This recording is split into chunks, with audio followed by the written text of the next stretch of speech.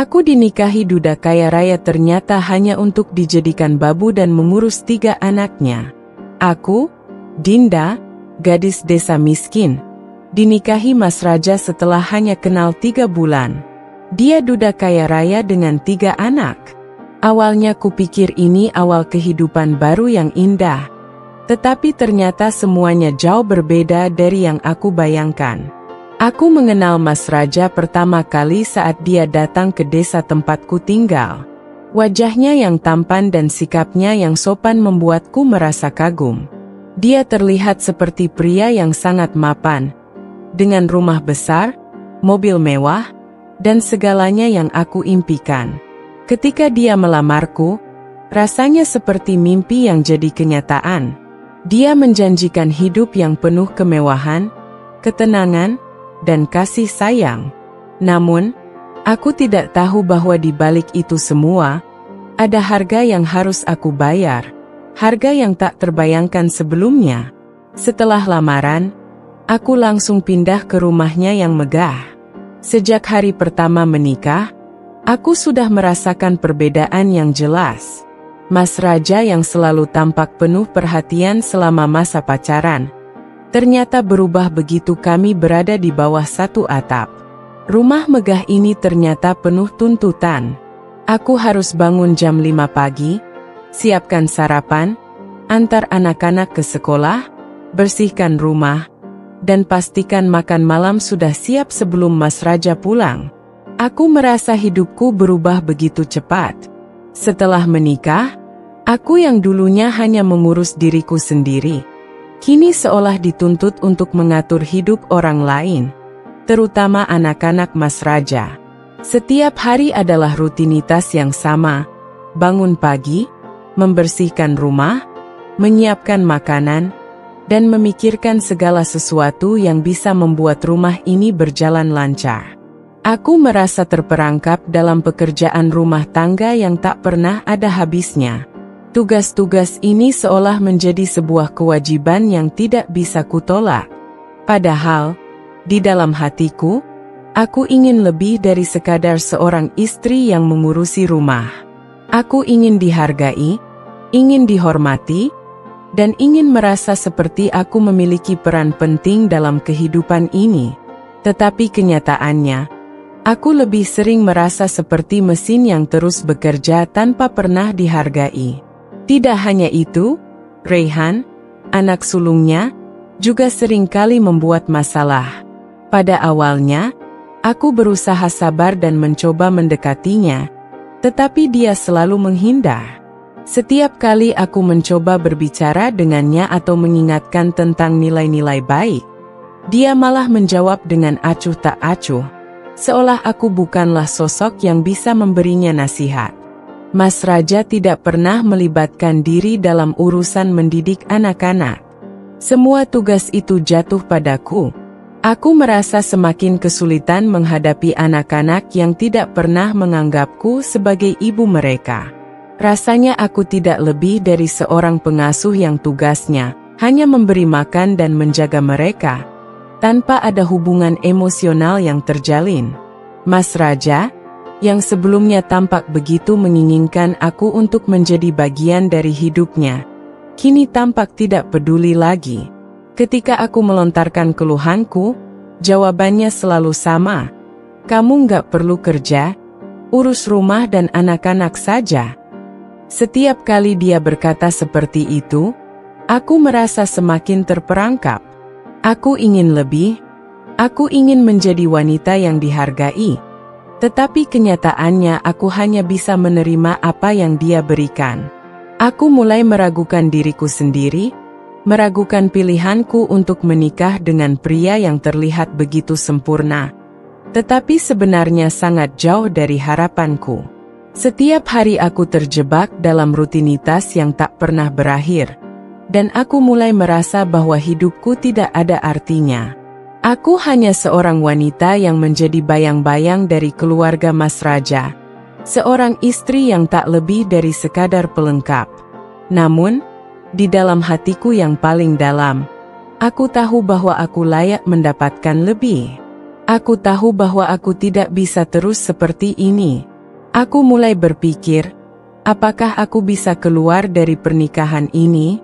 Apakah aku bisa menemukan kebahagiaan tanpa harus terus terperangkap dalam rutinitas ini? Pagi itu aku merasa begitu lelah, lebih dari biasanya. Anak-anak berlarian dengan kebisingan mereka, sementara aku harus mengejar waktu untuk menyelesaikan pekerjaan rumah.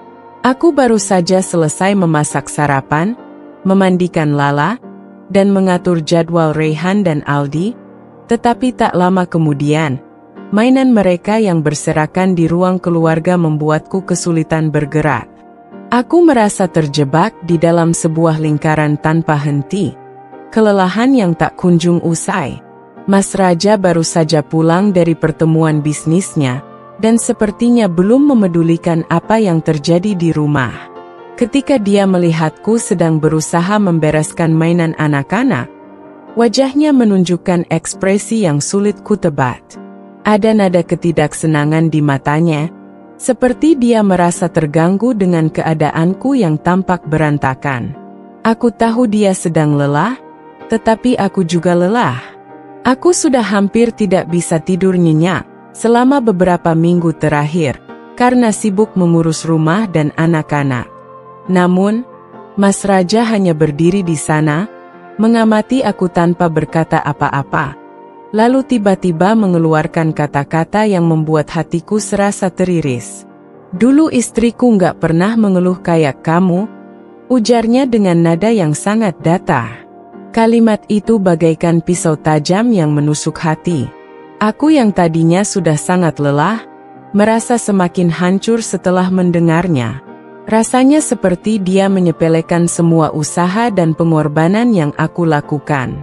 Aku hanya ingin dia melihat, hanya ingin dia menyadari bahwa aku bukan hanya seorang istri yang mengurus rumah. Aku seorang manusia yang juga membutuhkan perhatian, dukungan, dan pengertian. Tetapi apa yang kuterima justru penghinaan. Aku hanya bisa menelan kata-kata itu, menahan air mata yang sudah tidak bisa kubendung lagi. Semua yang aku lakukan seolah tidak ada artinya. Aku merasa semakin kecil di hadapannya, semakin tidak berharga. Setiap kali aku mencoba berbicara atau meminta sedikit perhatian, jawabannya selalu sama. Aku terlalu mengeluh, aku terlalu lemah. Dulu, saat kami baru menikah, aku merasa begitu dihargai. Mas Raja selalu mengingatkan untuk tidak terlalu keras bekerja, bahkan menawarkan untuk membayar orang lain jika aku merasa lelah. Namun, kini semuanya berubah. Dia tidak melihat aku sebagai seorang istri yang ingin dihargai, tetapi lebih sebagai seorang pengurus rumah tangga yang hanya ada untuk memenuhi kebutuhan anak-anaknya dan dirinya. Kata-kata Mas Raja itu masih terngiang-ngiang di telingaku. Aku merasa seolah-olah tidak ada tempat untukku di dunia ini, selain sebagai pelayan bagi keluarga besar Mas Raja. Aku bertanya-tanya, apakah pernikahan ini benar-benar untukku? Atau hanya sebuah pelarian baginya dari kesepian? Dan aku dipilih karena aku adalah orang yang mudah diatur, orang yang tidak akan menuntut banyak. Namun, meskipun hatiku terluka, aku berusaha untuk tetap kuat. Aku terus mengurus rumah, anak-anak, dan segala hal tanpa mengeluh. Meski di dalam hati aku merasa semakin terperosok. Aku merasa seperti bayangan dari seorang istri yang seharusnya bisa mengandalkan pasangannya. Tetapi aku malah merasa sangat kesepian. Setiap kali aku berusaha berbicara tentang perasaanku, aku selalu merasa seperti aku hanya membuang-buang waktu. Mas Raja tidak pernah menunjukkan ketertarikan, atau bahkan sedikit pun rasa ingin tahu tentang bagaimana perasaanku. Aku merasa tak berdaya. Keadaan semakin sulit, terutama dengan perlakuan anak-anak Mas Raja yang semakin kasar. Lala yang seringkali memaksaku untuk memenuhi semua keinginannya tanpa memperhatikan kesulitan yang aku hadapi.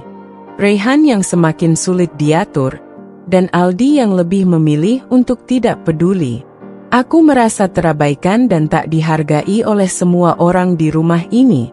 Dan meskipun aku mencoba bersabar dan berpikir bahwa ini adalah bagian dari tanggung jawab yang harus aku jalani, hati kecilku berkata lain. Aku tidak bisa terus seperti ini, hidup dalam pernikahan yang tidak memberikan kebahagiaan, yang justru semakin membuatku merasa terpuruk. Ketika Mas Raja mengucapkan kalimat itu, aku merasa sebuah titik balik dalam diriku. Sebuah kesadaran yang perlahan mulai tumbuh. Apakah aku akan terus menerima perlakuan seperti ini? Apakah aku akan terus diam dan menahan perasaan, hanya untuk memenuhi ekspektasi orang lain? Aku tahu aku tidak bisa terus seperti ini. Aku berhak untuk bahagia, berhak untuk dihargai. Namun, bagaimana caranya? Apakah aku bisa keluar dari pernikahan ini dan menjalani hidupku dengan cara yang lebih baik? Pertanyaan itu terus menghantui pikiranku. Aku tahu, perubahan tidak akan datang dengan mudah. Aku harus berjuang untuk itu. Tetapi dengan setiap penghinaan yang kuterima, dengan setiap hari yang berlalu, aku merasa semakin dekat dengan keputusan untuk mengubah hidupku. Aku tidak akan terus menjadi istri yang terlupakan, yang hanya ada untuk melayani tanpa dihargai. Aku bertekad untuk mencari jalan keluar, meskipun aku tahu itu akan sangat sulit. Aku menemukan album foto mantan istrinya, Rania. Ternyata dia wanita cantik berpendidikan tinggi. Aku mulai sadar, aku hanya dipilih karena mudah diatur dan miskin. Pagi itu, aku sedang membereskan lemari pakaian di ruang keluarga, tempat aku biasa meletakkan barang-barang pribadi. Tiba-tiba mataku tertumbuk pada sebuah album foto yang tergeletak di atas meja kayu yang sudah agak usang. Album itu terlihat begitu usang, seakan sudah lama tidak dibuka. Rasa penasaran membawaku untuk mengambilnya dan membuka halaman demi halaman. Ketika aku mulai melihat foto-foto di dalamnya, aku merasa seolah sedang memasuki dunia yang jauh berbeda. Dunia yang tidak pernah aku ketahui sebelumnya. Foto-foto itu adalah potret kehidupan masa lalu Mas Raja dengan Rania, istrinya yang pertama. Rania tampak sangat berbeda dari aku. Wanita yang begitu cantik, berpenampilan modis, dan memiliki aura yang begitu kuat. Di setiap foto, mereka terlihat begitu bahagia, seolah dunia hanya milik mereka berdua. Dalam setiap gambar, Rania tersenyum penuh percaya diri, mengenakan gaun-gaun mewah yang mencerminkan status sosialnya yang tinggi. Aku mulai membandingkan diriku dengan wanita itu.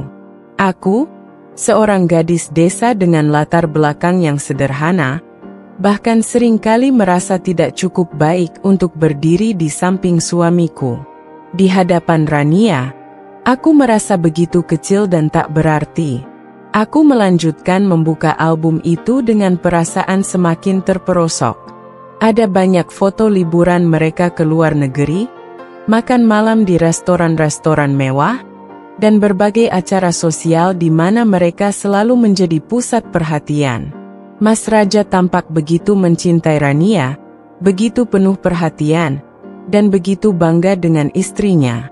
Sedangkan aku, dalam kehidupanku yang sekarang, seringkali merasa seperti bayangan dari kehidupan yang pernah mereka jalani.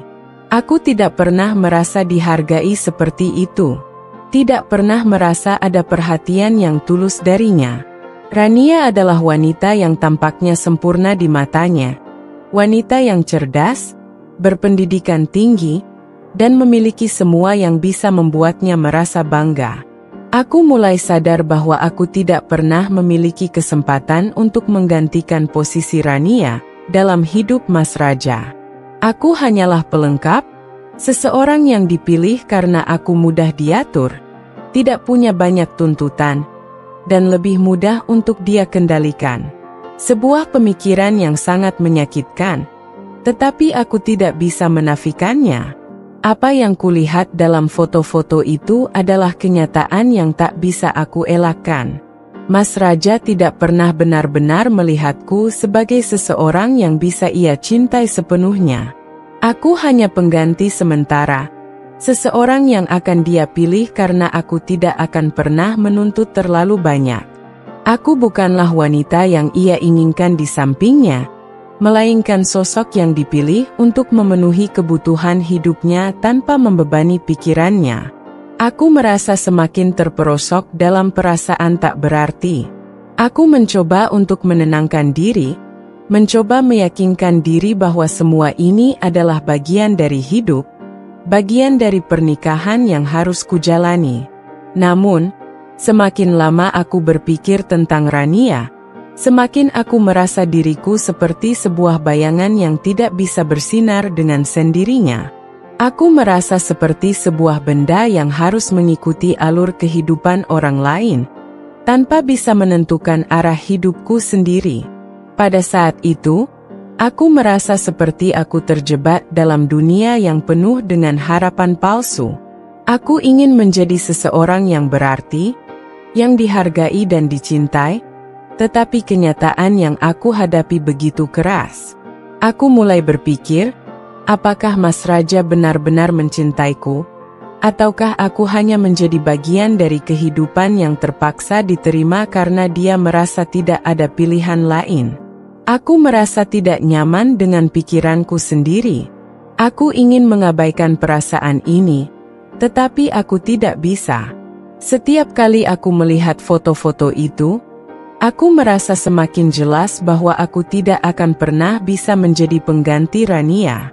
Namun, ada juga perasaan yang muncul dalam diriku, perasaan marah, kecewa, dan terluka. Kenapa aku harus selalu merasa seperti ini? Kenapa aku tidak bisa menjadi lebih dari sekadar pengganti yang tak berarti dalam hidupnya? Bukankah aku juga layak dihargai? Bukankah aku juga berhak mendapatkan cinta dan perhatian yang tulus, bukan sekadar menjadi bayangan dari wanita yang pernah ia cintai? Aku merasa begitu terperangkap, tetapi aku tahu aku harus mencari cara untuk keluar dari perasaan ini. Aku tidak bisa terus-terusan menjadi sosok yang hanya ada untuk melayani, hanya ada untuk memenuhi kebutuhan orang lain. Aku ingin lebih dari itu. Semakin lama aku merenung, semakin aku sadar bahwa pernikahan ini tidak akan pernah memberi kebahagiaan yang aku harapkan. Aku tidak akan pernah bisa menggantikan posisi Rania dalam hati Mas Raja, dan itu adalah kenyataan yang harus aku terima. Tetapi, yang lebih penting, aku harus berhenti merendahkan diriku sendiri. Aku harus berani melangkah keluar dari bayangannya dan mencari kebahagiaan yang sebenarnya. Aku harus menemukan jalan untuk menjadi diriku sendiri, untuk hidup untuk diriku sendiri, dan bukan untuk memenuhi harapan orang lain yang tidak pernah benar-benar menghargai aku. Mbak Sari, pembantu yang sudah lama bekerja di sini, berbisik. Nyonya Rania dulu juga diperlakukan seperti ini, sampai akhirnya sakit dan meninggal karena stres.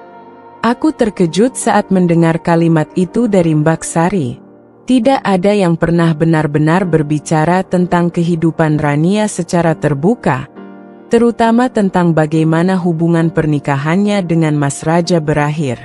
Selama ini, aku hanya mendengar sedikit cerita dari anak-anak, atau sesekali dari pembantu yang lain. Namun semuanya selalu tersirat dalam bisikan yang tidak jelas. Namun kali ini, kata-kata Mbak Sari seperti petir yang menyambar di tengah keheningan rumah besar ini. Aku berhenti sejenak, menatap Mbak Sari dengan penuh rasa penasaran dan sedikit ketakutan. Mbak Sari adalah orang yang sudah bekerja lama di rumah ini, bahkan sejak sebelum aku menikah dengan Mas Raja. Dia sudah melihat banyak hal, menyaksikan bagaimana kehidupan di rumah ini berubah, dan tahu lebih banyak dari yang aku duga. Dia adalah saksi hidup dari banyak peristiwa yang tak pernah terungkap ke permukaan, termasuk kehidupan Rania yang selama ini menjadi bayang-bayang dalam hidupku. Aku tahu Mbak Sari bukanlah tipe orang yang mudah berbicara tentang hal pribadi, jadi aku pun merasa sedikit cemas. Namun, rasa ingin tahu dan keinginan untuk memahami apa yang sebenarnya terjadi di rumah ini lebih kuat dari rasa takutku. "Apa maksud Mbak Sari?" tanyaku pelan, berusaha terdengar tenang meskipun hatiku berdegup kencang. Mbak Sari menunduk sejenak, seakan-akan ragu untuk melanjutkan kalimatnya.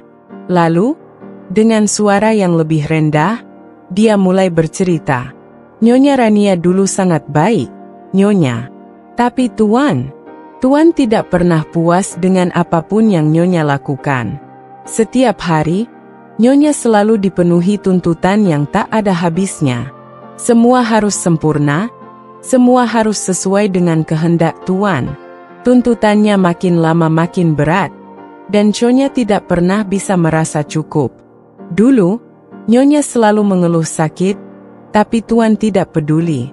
Dia hanya peduli dengan pekerjaannya dan uang. Pada akhirnya, Nyonya jatuh sakit, fisiknya dan mentalnya. Dan, ya, dia meninggal karena terlalu tertekan." Aku terdiam mendengarkan cerita Mbak Sari. Setiap kata yang keluar dari mulutnya terasa begitu berat dan menyakitkan. Seperti sebuah peringatan yang tidak bisa aku abaikan. Aku tidak bisa membayangkan bagaimana rasanya hidup dalam tekanan yang begitu besar. Seolah semua yang kita lakukan tidak pernah cukup untuk memenuhi harapan seseorang yang terus-menerus ingin lebih. Aku memikirkan diriku sendiri, yang juga mulai merasa terhimpit oleh rutinitas yang tak ada habisnya. Mas Raja memang tidak pernah menyuruhku melakukan hal-hal yang berlebihan. Tetapi setiap kali aku mencoba berbicara tentang kelelahan atau kebutuhan diriku, dia selalu mengabaikannya. Bagaimana jika aku juga berakhir seperti Rania? Bagaimana jika aku juga tidak bisa bertahan dengan tekanan yang semakin berat? Aku merasa ada yang salah, sesuatu yang jauh lebih dalam dari sekadar rutinitas sehari-hari. Mas Raja memang seorang pria yang sukses, kaya raya, dan tampaknya memiliki segalanya.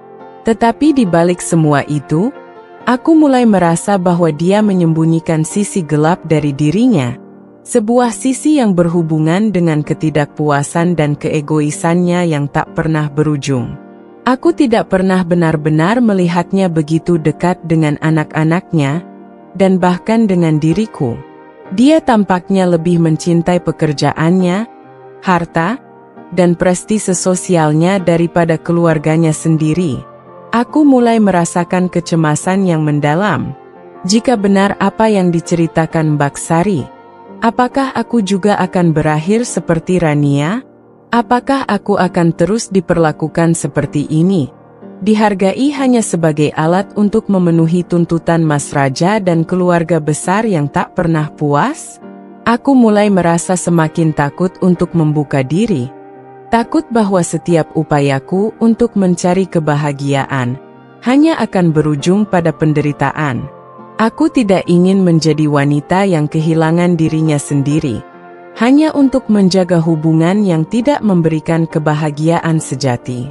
Namun, meskipun perasaan itu semakin menggelisahkan, aku juga merasakan sebuah kekuatan baru yang tumbuh dalam diriku.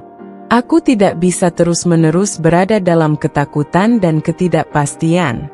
Aku harus mencari tahu lebih banyak tentang Mas Raja, tentang siapa dia sebenarnya, dan apa yang sebenarnya terjadi dengan pernikahan pertama mereka. Aku tidak bisa membiarkan diriku terjebak dalam kebohongan atau ilusi yang selama ini aku percayai. Aku harus mencari cara untuk melindungi diriku, bahkan jika itu berarti harus menghadapi kenyataan yang sangat pahit. Mbak Sari melihatku dengan penuh perhatian, seolah tahu betul apa yang sedang aku rasakan. "Jangan biarkan dirimu hancur seperti Nyonya Rania." Ujarnya dengan lembut. "Tuan Raja, dia memang bukan pria yang mudah untuk dimengerti. Tapi kamu harus bisa menjaga dirimu, Kalau tidak, kamu akan terperangkap. Kata-kata Mbak Sari menghantui pikiranku sepanjang hari. Aku merasa semakin yakin bahwa aku harus mulai melangkah untuk mencari tahu lebih banyak. Untuk memahami siapa Mas Raja sebenarnya. Meskipun aku tak tahu apa yang akan terjadi selanjutnya, satu hal yang pasti, aku tidak ingin mengulangi nasib yang sama seperti Rania. Aku harus kuat, berani melawan ketakutanku, dan yang paling penting, aku harus menjaga diriku sendiri agar tidak terperangkap dalam lingkaran yang sama. Aku terbaring lemah di tempat tidur pagi itu, tubuhku terasa begitu letih. Seperti tidak memiliki cukup energi untuk menggerakkan 1 inci pun. Kepala pusing, tenggorokan kering, dan rasa mual yang tak kunjung hilang membuatku merasa seperti sedang terperangkap dalam tubuh yang sama sekali tidak bisa diajak bekerja sama. Sudah beberapa hari aku merasa tidak enak badan, namun aku tetap berusaha menjalani rutinitas seperti biasa, menyiapkan sarapan, mengurus anak-anak, dan memastikan semuanya berjalan lancar. Tapi pagi itu, aku merasa tak sanggup lagi. Badan ini benar-benar memberontak, dan rasanya seperti sudah tidak ada lagi energi yang tersisa untuk menghadapi hari. Namun, ketika Mas Raja meminta aku untuk menjemput anak-anak di sekolah, rasanya aku ingin menangis. Aku ingin sekali mengatakan bahwa aku tidak bisa, bahwa aku sangat membutuhkan waktu untuk beristirahat dan memulihkan tubuhku. Tapi aku tahu, itu bukan hal yang bisa aku katakan dengan mudah. Mas Raja selalu menganggap apa yang aku lakukan di rumah adalah kewajiban yang tak perlu dipertanyakan. Dan tidak ada ruang untuk keluhan. Ia tidak pernah melihat sisi lain dari pekerjaanku sebagai seorang istri dan ibu. Bahwa itu adalah tugas yang menuntut fisik dan emosional. Mas, aku sedang sakit, kataku dengan suara lemah, berharap ia bisa mengerti. Tetapi, alih-alih memberikan pengertian atau menunjukkan perhatian, reaksinya justru sangat berbeda dari yang kuharapkan. Kamu mau dibiayai tapi nggak mau kerja? Katanya dengan nada tinggi, wajahnya merah padam karena marah. Aku terkejut dengan kata-kata itu. Mas Raja tidak pernah begitu marah sebelumnya, dan aku merasa seperti dunia ini terbalik. Sejak menikah, aku sudah berusaha semaksimal mungkin untuk memenuhi semua kebutuhan rumah tangga, menjaga anak-anak, dan selalu tampil sempurna di matanya. Namun, pada saat aku merasa lemah, saat aku benar-benar membutuhkan sedikit perhatian, yang aku dapatkan justru kemarahan dan kecaman. Aku merasa sangat dihina. Aku ingin mengatakan lebih banyak, mengungkapkan betapa lelahnya aku, betapa beratnya perasaan ini. Namun, aku tahu itu tidak akan membawa hasil apa-apa. Mas Raja tidak pernah peduli pada perasaan atau kelelahan yang aku alami. Semua yang ada dalam pikirannya adalah bagaimana memastikan semuanya berjalan sesuai dengan keinginannya. Rumah harus selalu bersih, anak-anak harus selalu terawat, dan segala sesuatu harus selalu terlihat sempurna. Tidak ada ruang untuk kelemahan. Aku merasa begitu kecewa, seakan-akan setiap usaha yang aku lakukan tidak pernah cukup untuk membuatnya puas. Aku ingin melawan, ingin menuntut hak-hakku sebagai seorang istri. Tetapi di satu sisi, aku merasa takut jika melakukannya akan membuat semuanya semakin buruk. Aku sudah terlalu lama hidup dalam bayang-bayang ketakutan akan kemarahan Mas Raja. Takut akan konsekuensi jika aku tidak memenuhi semua tuntutannya. Namun, pagi itu, sesuatu dalam diriku mulai berubah. Meskipun aku masih merasa lemah dan sakit, rasa kecewa dan marah yang membuncah dalam dadaku mulai menggantikan rasa takut itu. Aku menarik napas panjang dan berusaha menenangkan diri. Mas, aku minta maaf, tapi aku benar-benar tidak bisa. Aku merasa sangat sakit, kataku, mencoba untuk tetap tenang meskipun perasaan di dalam hatiku begitu kacau. Tetapi Mas Raja tidak memberi ruang untuk penjelasan lebih lanjut. Ia langsung meninggalkan kamar, membanting pintu dengan kasar, dan aku bisa mendengar langkah kakinya yang berat menjauh. Aku duduk di tempat tidur, merasa terombang-ambing dalam lautan perasaan yang tak menentu. Di satu sisi, aku merasa lega karena akhirnya aku berhasil menolak untuk melakukan sesuatu yang aku rasa tidak bisa aku lakukan. Tetapi di sisi lain, aku merasa sangat takut.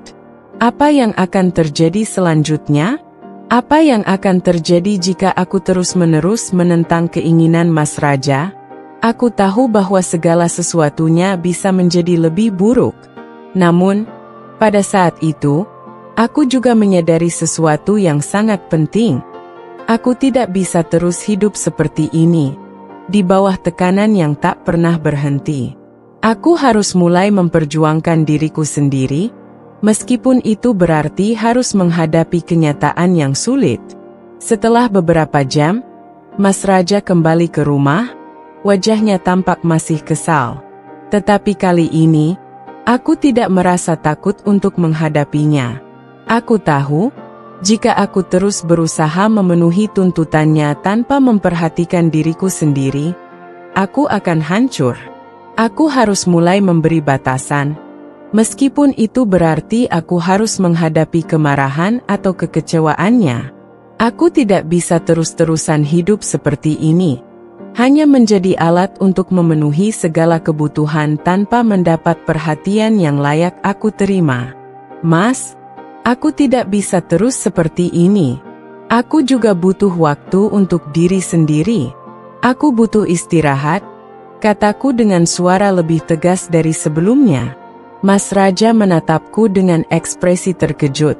Ia seolah tidak percaya bahwa aku berani berbicara seperti itu. Selama ini, aku selalu mengikuti semua perintahnya tanpa pernah mengeluh. Tetapi kali ini, aku merasa ada sesuatu yang harus aku lakukan untuk diriku sendiri, meskipun itu berarti harus berani melawan. Aku tidak tahu apa yang akan terjadi setelah itu, apakah Mas Raja akan mengerti atau semakin marah. Tetapi satu hal yang pasti, aku mulai belajar untuk melawan ketakutan dan memberi ruang bagi diriku sendiri. Mungkin ini adalah langkah pertama menuju kebebasan yang selama ini aku impikan. Hari itu dimulai seperti hari-hari biasa, dengan rutinitas yang aku jalani setiap pagi. Menyiapkan sarapan untuk anak-anak, memastikan mereka siap pergi ke sekolah, dan menyelesaikan pekerjaan rumah tangga. Namun, aku merasakan sesuatu yang berbeda di udara. Seakan-akan ada sesuatu yang tidak beres. Meskipun semuanya tampak baik-baik saja di luar. Ketika aku sedang membersihkan ruang tamu, aku mendengar suara benturan keras dari arah ruang keluarga.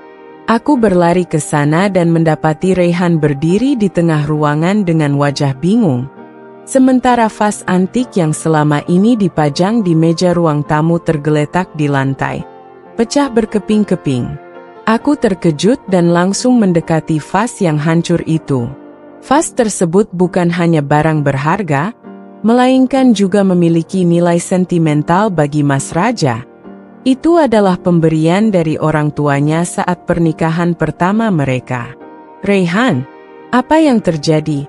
Tanyaku dengan suara cemas, mencoba menahan rasa marah yang mulai merayap dalam hati. Raihan hanya berdiri di sana, tanpa berkata apa-apa. Ia hanya mengangkat bahunya dan berpura-pura tidak tahu apa-apa. Namun, aku bisa melihat ada yang aneh dari ekspresinya. Sebuah kesan bahwa dia tahu betul apa yang telah terjadi. Sebelum aku bisa bertanya lebih lanjut, Mas Raja tiba-tiba muncul di ruang tamu. Melihat vas itu, wajahnya langsung berubah menjadi sangat marah. Ini tidak bisa dibiarkan. Ini vas antik yang sangat berharga, teriaknya, suaranya penuh amarah. Tanpa memberikan kesempatan untuk penjelasan lebih lanjut, ia langsung menatapku dengan tajam. Kamu lihat kan, Dinda? Ini jelas salahmu. Aku terdiam. Bagaimana bisa aku disalahkan dalam kejadian ini? Aku merasa bingung dan terkejut. Bagaimana mungkin semuanya berakhir dengan aku yang harus disalahkan? Raihan yang jelas-jelas ada di tempat kejadian, yang dengan sengaja memecahkan vas itu, malah tidak dipersalahkan. Sementara aku, yang tidak tahu apa-apa, malah menjadi sasaran kemarahan Mas Raja. Mas, itu tidak adil. Aku tidak tahu apa yang terjadi. Aku baru saja masuk dan melihat vas itu sudah pecah, kataku, berusaha menjelaskan. Namun, Mas Raja sama sekali tidak mau mendengarkan penjelasan itu. Jangan berusaha mencari alasan, Dinda. Kamu yang harus bertanggung jawab atas ini. Kamu ibu rumah tangga di sini. Tugasmu menjaga semuanya. Vas ini barang berharga, dan aku tidak akan biarkan ini berlalu begitu saja, katanya dengan suara penuh kebencian. Aku merasa tersudut, seperti tidak ada jalan keluar. Rasanya seperti ada tangan tak terlihat yang terus menarikku lebih dalam ke dalam lingkaran ketidakadilan ini. Aku mencoba berpikir dengan kepala dingin, tetapi rasanya aku sudah tidak punya ruang untuk bergerak. Ketika aku mulai melihat lebih dalam, aku menyadari bahwa ini bukan sekadar tentang vas yang pecah. Ini adalah bagian dari permainan yang lebih besar. Sebuah jebakan yang dirancang untuk membuatku terperangkap dalam situasi yang sulit. Setelah berdebat cukup lama, Mas Raja memaksaku untuk mengganti vas itu dengan uang. Uang yang harus aku ambil dari tabunganku sendiri. Tabungan yang sudah aku kumpulkan dengan susah payah dari uang saku yang aku simpan, yang sebenarnya merupakan cadangan untuk masa depan. Mas Raja tidak memberi ruang untuk negosiasi atau perasaan. Baginya, ini adalah soal harga diri dan gengsi.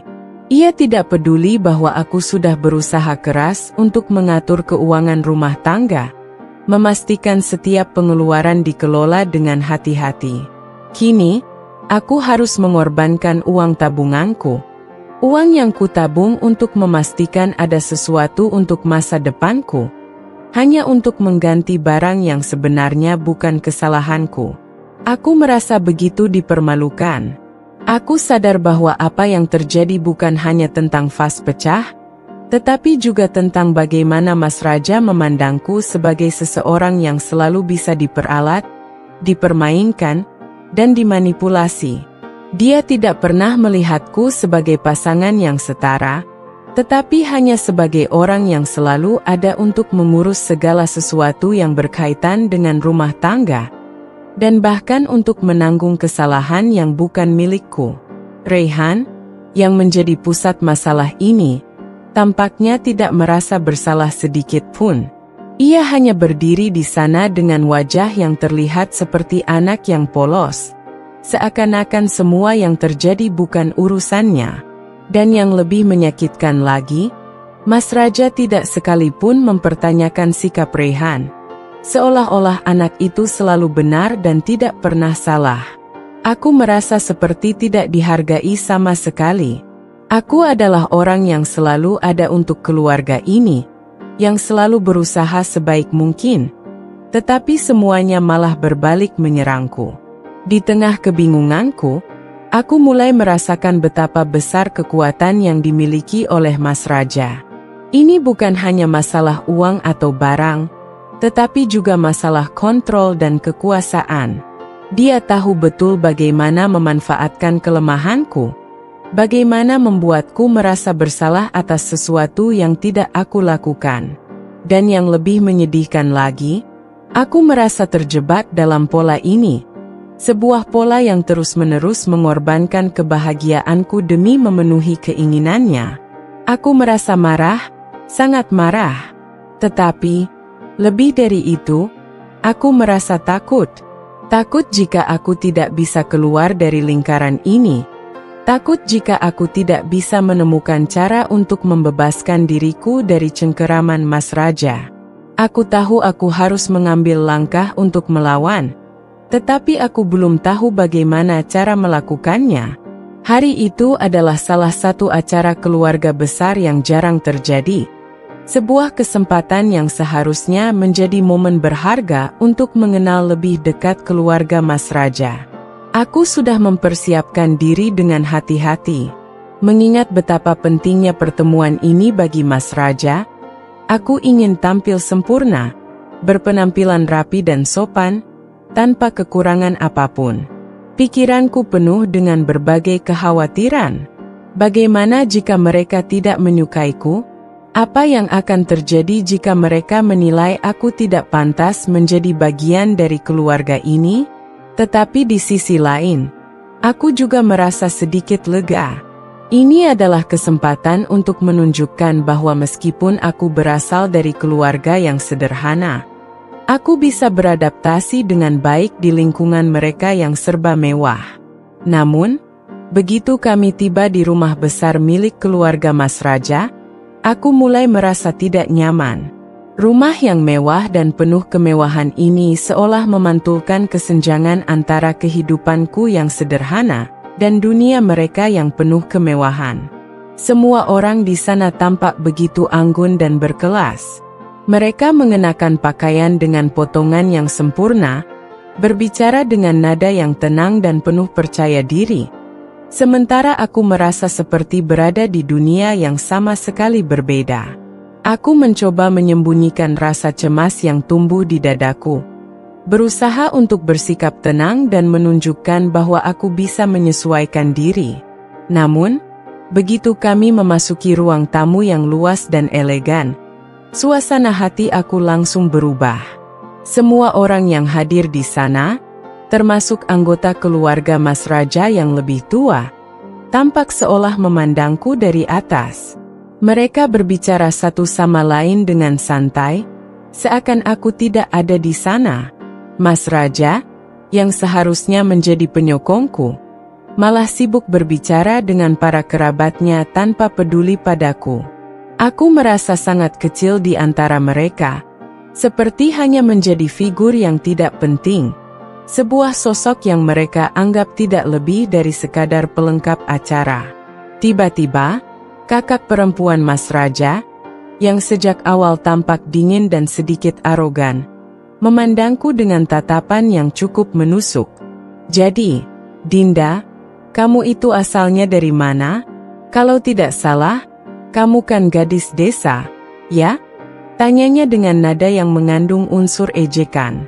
Aku merasakan sebuah ketegangan dalam suaranya, seolah dia ingin menunjukkan betapa rendahnya aku dibandingkan dengan dirinya dan seluruh keluarga besar ini. Aku terdiam sejenak. Perasaan tidak nyaman semakin dalam.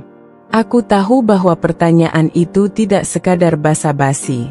Itu adalah cara mereka untuk mengukur seberapa layak aku berada di antara mereka. Mengingat aku memang berasal dari desa, aku sadar bahwa mungkin mereka berpikir aku tidak bisa bergaul dengan baik di lingkungan mereka yang serba mewah. Namun, aku tidak ingin menunjukkan bahwa aku merasa terhina. Aku mencoba tersenyum, walaupun rasanya senyum itu seperti dipaksakan. "Iya, saya berasal dari desa, tapi saya sudah belajar banyak hal di sini, dan saya rasa itu lebih penting daripada latar belakang saya," jawabku dengan hati-hati, berusaha mempertahankan sikap sopan dan penuh pengendalian diri. Kakak perempuan Mas Raja hanya tersenyum sinis, seakan-akan menganggap jawabanku sebagai sesuatu yang tidak berarti. "Ah, ya, kami tentu sangat menghargai upayamu untuk menyesuaikan diri, Dinda. Tapi kehidupan di sini kan berbeda. Kamu tidak bisa selalu hanya mengandalkan semangat, kan? Kamu perlu belajar banyak hal tentang cara hidup yang benar-benar sesuai dengan gaya hidup kami," ujarnya, yang membuatku merasa semakin terpojok. Aku menundukkan kepala, berusaha menahan diri agar tidak terlihat terganggu. Rasa malu dan kecewa mulai merayap, tetapi aku berusaha keras untuk menahannya. Setiap kalimat yang keluar dari mulut mereka seolah menghakimi aku, menganggap aku tidak cukup berharga untuk menjadi bagian dari keluarga ini. Aku merasa seperti sebuah barang yang hanya dianggap sebagai pelengkap, sesuatu yang tidak lebih dari sekadar elemen yang tidak bisa membawa pengaruh apapun. Mas Raja yang sedari tadi terdiam, akhirnya memberikan perhatian lebih saat melihat ekspresi wajahku yang mulai menunjukkan kelelahan. "Dinda, mungkin kamu perlu istirahat. Jangan terlalu dipikirkan, ya?" ujarnya dengan nada yang agak datar. Namun, kalimat itu justru membuatku merasa lebih terasing. Seperti biasa, Mas Raja lebih memilih untuk menghindari konflik daripada membelaku. Aku sudah terbiasa dengan sikapnya yang tidak pernah membelaku di hadapan keluarganya. Ia lebih memilih untuk menjaga citranya di depan mereka, meskipun itu berarti mengorbankan aku, istrinya. Aku pun berlalu dari sana, menuju balkon rumah besar itu untuk mencari sedikit ketenangan. Namun, di sepanjang jalan, perasaan kesal dan marah semakin menggumpal. Aku merasa seperti tidak diinginkan di sini, seperti aku hanya dijadikan alat untuk memenuhi ekspektasi mereka. Tidak ada satu orang pun yang benar-benar melihatku sebagai seseorang yang memiliki hak untuk dihormati atau diterima. Disitulah aku menyadari bahwa meskipun aku berusaha keras untuk menjadi bagian dari dunia ini, aku selalu dipandang sebelah mata. Keluarga Mas Raja tidak akan pernah menerima aku dengan sepenuh hati. Mereka hanya melihat status dan latar belakangku sebagai sesuatu yang rendah. Dan aku hanya bisa berharap bahwa suatu saat, aku bisa keluar dari semua ini, menemukan kebahagiaanku sendiri, tanpa harus terus-terusan merasa terjebak dalam peran yang telah mereka tentukan untukku. Semakin lama aku tinggal bersama Mas Raja, semakin banyak hal yang mulai membuka mataku tentang kehidupan yang sebenarnya ia jalani. Meskipun di luar tampak seperti keluarga bahagia, aku mulai merasakan bahwa ada banyak rahasia yang disembunyikan di balik kebohongan yang terbangun begitu rapi. Ketika aku mulai memeriksa berbagai hal secara diam-diam, sesuatu yang tidak kusangka pun akhirnya terungkap. Aku sadar, untuk bisa bertahan di lingkungan ini, aku harus mulai membuka mata dan melihat lebih jauh daripada sekadar permukaan. Suatu malam, setelah Mas Raja dan anak-anak tidur, aku memutuskan untuk mengeksplorasi ruang kerja Mas Raja. Biasanya, ruangan itu tertutup rapat, tetapi entah mengapa malam itu aku merasa terdorong untuk masuk dan mencari tahu lebih banyak. Aku tahu Mas Raja sangat menjaga privasinya, dan seringkali aku merasa seperti hanya menjadi bagian dari rutinitas rumah tangga yang tanpa makna. Namun, aku merasa ada sesuatu yang perlu aku ketahui, terutama tentang masa lalu Mas Raja dan hubungannya dengan mantan istrinya, Rania. Aku menemukan tumpukan dokumen di meja kerjanya yang tertutup rapi. Ketika aku membuka salah satu berkas, mataku tertuju pada sebuah laporan yang menunjukkan aliran saham dalam perusahaan Mas Raja. Ternyata, Rania, mantan istrinya yang sudah meninggal, memiliki saham yang cukup besar di perusahaan keluarga Mas Raja. Itu adalah sebuah informasi yang sangat mengejutkan bagiku. Mengapa Mas Raja tidak pernah membicarakan hal ini padaku? Apa yang sebenarnya terjadi antara mereka? Aku melanjutkan pencarianku dengan lebih berhati-hati. Di antara tumpukan dokumen itu, aku menemukan beberapa surat yang sepertinya merupakan bukti transaksi saham yang diambil alih oleh sepupu Mas Raja. Hati aku berdebar-debar. Jika apa yang aku baca ini benar, berarti Mas Raja telah mengambil alih kepemilikan perusahaan itu dari tangan anak-anaknya. Rania, meskipun sudah meninggal, sepertinya masih menjadi ancaman bagi Mas Raja, terutama ketika melihat berapa banyak saham yang dimilikinya. Aku teringat tentang surat wasiat yang dulu pernah kudengar dari Mbak Sari, pembantu di rumah ini, yang mengatakan bahwa Rania meninggalkan segala sesuatu untuk anak-anak mereka. Namun, apa yang terjadi setelah Rania meninggal justru jauh dari perkiraanku. Aku mulai menggali lebih dalam tentang bagaimana aliran saham ini berubah sejak Rania meninggal. Ternyata, perusahaan yang awalnya milik mereka berdua, kini sudah hampir sepenuhnya berada di bawah kendali Mas Raja. Hal ini membuka mataku bahwa pernikahanku dengannya mungkin tidak semurni yang aku pikirkan.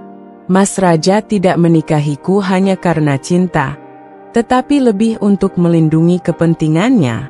Aku merasa seperti sebuah alat baginya untuk menutupi semua kekurangannya, dan anak-anaknya hanyalah penghalang yang harus dihadapi. Aku merasa terjebak dalam permainan besar yang tidak pernah kuinginkan. Malam itu, aku tidak bisa tidur. Semua yang telah aku temukan berputar-putar di pikiranku. Aku merasa terhianati, bukan hanya oleh Mas Raja, tetapi juga oleh seluruh kehidupan yang telah aku jalani selama ini. Aku berpikir tentang Rania, tentang bagaimana dia begitu sukses dalam menjalankan bisnis bersama Mas Raja, dan bagaimana aku sekarang menjadi pengganti yang tidak pernah dihargai. Aku mulai merasa, betapapun aku berusaha menyesuaikan diri dan melakukan yang terbaik, aku tetap hanya dianggap sebagai pengganti, bukan sebagai bagian sejati dari keluarga ini. Aku tidak tahu apa yang harus aku lakukan dengan informasi yang baru aku temukan ini. Satu sisi, aku merasa marah dan kecewa. Tetapi di sisi lain, aku juga merasa takut. Jika aku mengungkapkan semuanya sekarang, apakah aku akan berhadapan dengan sesuatu yang lebih buruk? Mas Raja adalah orang yang sangat berkuasa, dan aku hanyalah seorang wanita dari desa yang tak punya banyak modal untuk melawan. Aku berjuang keras untuk menjaga harga diriku, tapi rasa takut itu tetap menghantui. Namun, semakin aku berpikir, semakin aku sadar bahwa aku tidak bisa terus hidup dalam kebohongan ini. Aku harus menemukan cara untuk membebaskan diri. Tidak peduli berapa banyak rahasia yang disembunyikan atau betapa terancamnya aku jika membuka semuanya. Aku merasa saatnya telah tiba untuk berhenti menjadi korban. Aku mulai merencanakan langkah selanjutnya, langkah yang bisa mengubah segala sesuatunya. Aku tidak akan terus terjebak dalam permainan ini. Aku ingin tahu lebih banyak, dan aku harus siap menghadapi apapun yang akan terjadi setelahnya. Aku pun kembali ke kamar dengan kepala yang penuh pertanyaan. Di luar, angin berhembus pelan, seolah mencoba menenangkan pikiranku yang kalut. Namun, aku tahu bahwa aku tidak bisa terus berdiam diri. Aku harus mulai bertindak. Jika aku ingin tahu apa yang sebenarnya terjadi, jika aku ingin tahu siapa sebenarnya Mas Raja, aku harus membuka jalan untuk itu. Aku harus siap dengan segala konsekuensi yang mungkin datang. Tetapi aku sudah tidak bisa kembali lagi. Rania, dengan segala rahasia yang dia tinggalkan, telah memberi aku kunci untuk menemukan kebenaran, dan aku akan mencarinya, apapun yang terjadi.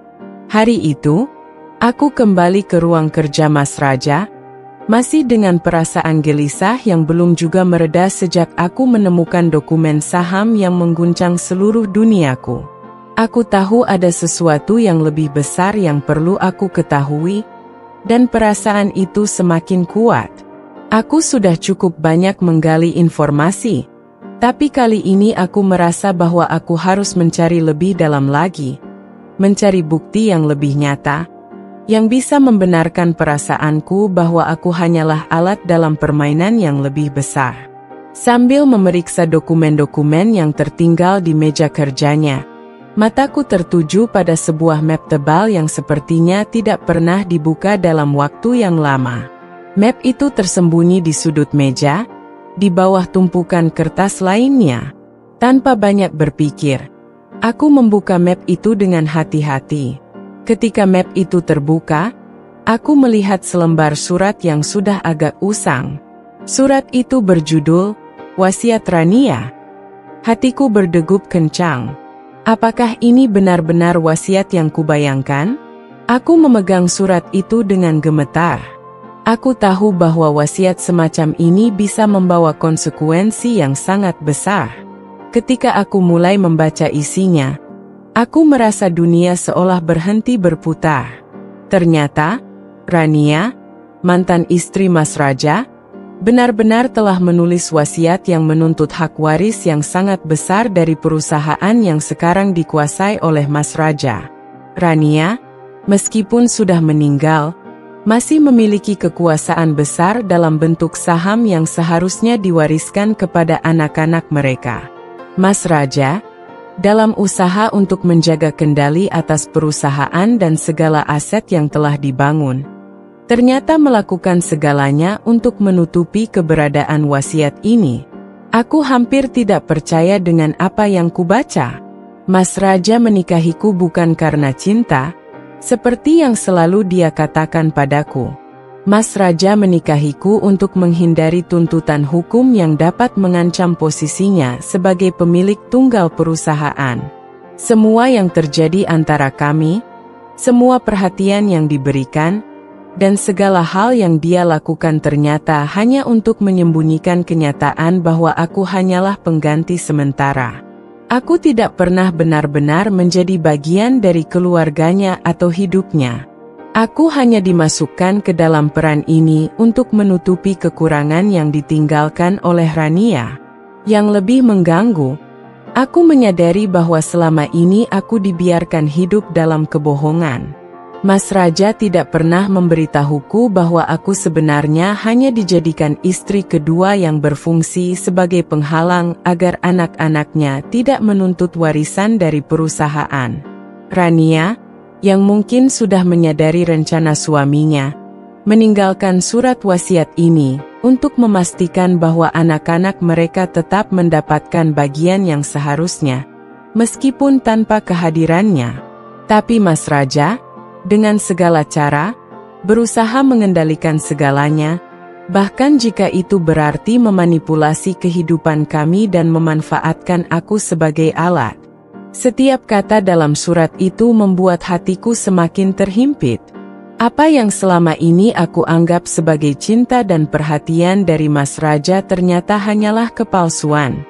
Dia bahkan telah menyusun rencana untuk memastikan bahwa aku tidak akan pernah bisa menuntut hak apapun dari kekayaannya. Dan yang lebih buruk, dia juga memastikan bahwa anak-anaknya tetap berada di bawah kendali penuh dirinya. Semua ini demi menjaga posisinya tetap aman. Aku terdiam beberapa saat, tidak tahu harus berbuat apa. Semua yang aku harapkan, semua yang aku impikan tentang kehidupan ini, seolah runtuh seketika. Aku tidak bisa hanya diam dan menerima kenyataan ini. Aku tahu bahwa aku harus bertindak. Aku tidak bisa membiarkan diriku terus menjadi korban dalam permainan kotor ini.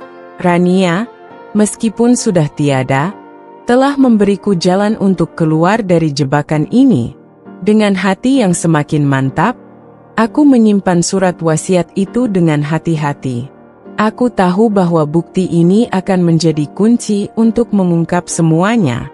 Namun, aku juga sadar bahwa mengungkapkan kebenaran ini bukanlah hal yang mudah. Mas Raja bukanlah orang yang mudah ditaklukkan. Dia sudah terbiasa memanipulasi orang dan situasi untuk kepentingannya sendiri. Tapi aku tidak bisa terus hidup dalam kebohongan ini. Aku harus melawan, dan kali ini aku akan melakukannya dengan cara yang tidak pernah aku bayangkan sebelumnya. Saat aku meninggalkan ruang kerja itu, perasaan cemas dan marah bercampur aduk dalam hatiku. Aku tahu apa yang harus dilakukan. Namun aku juga tahu bahwa langkah-langkah berikutnya akan sangat berisiko. Menghadapi Mas Raja tidak akan pernah mudah, apalagi ketika dia merasa posisinya terancam. Tetapi aku sudah lelah hidup dalam bayang-bayangnya. Aku bertekad untuk mengungkapkan kebenaran ini, dan tidak ada lagi yang bisa menghalangiku. Setelah menemukan surat wasiat Rania, aku merasa seakan ada secercah cahaya di ujung terowongan gelap yang telah mengurungku selama ini. Aku sadar bahwa aku tidak bisa lagi hanya diam dan berharap segala sesuatunya akan berubah dengan sendirinya. Semua informasi yang aku temukan, baik tentang saham, wasiat, dan kenyataan bahwa aku hanyalah bagian dari permainan Mas Raja, membuatku sadar bahwa aku harus merencanakan sesuatu yang lebih besar. Aku harus mempersiapkan diri untuk melawan, bukan hanya dengan kata-kata, tapi dengan bukti yang bisa menggoyahkan posisi Mas Raja. Mulailah aku mengumpulkan segala sesuatu yang bisa membantuku mengungkapkan kebenaran. Aku memutuskan untuk mendokumentasikan setiap perlakuan buruk yang aku terima selama ini.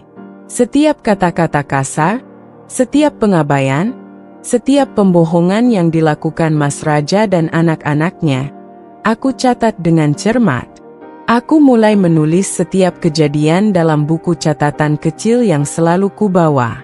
Aku tahu, suatu hari nanti, buku ini akan menjadi senjataku untuk melawan mereka. Namun, aku juga sadar bahwa perlakuan mereka terhadapku tidak hanya terbatas pada kata-kata kasar atau perbuatan yang merendahkan. Ada hal yang lebih besar yang perlu aku ungkapkan. Bisnis gelap yang selama ini dilakukan Mas Raja.